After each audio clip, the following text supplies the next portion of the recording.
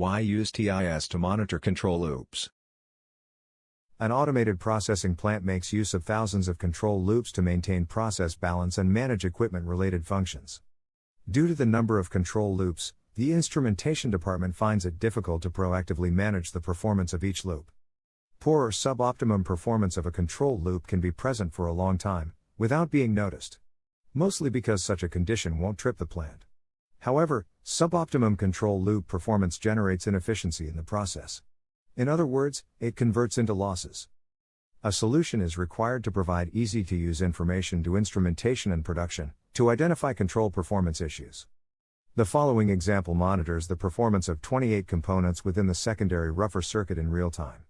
The red block confirms that time and state recently detected an anomaly on rougher cell 5 to 8 airflow control. Selecting the item, drills down to the following level showing the airflow control performance of cell 5 to 8 for the last 24 hours.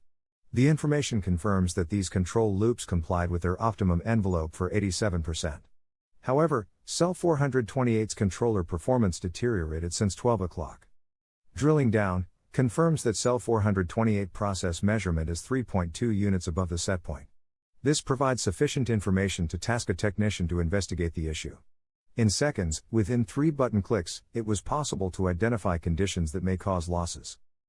Time in state delivers quick performance improvement without the need to spend capital.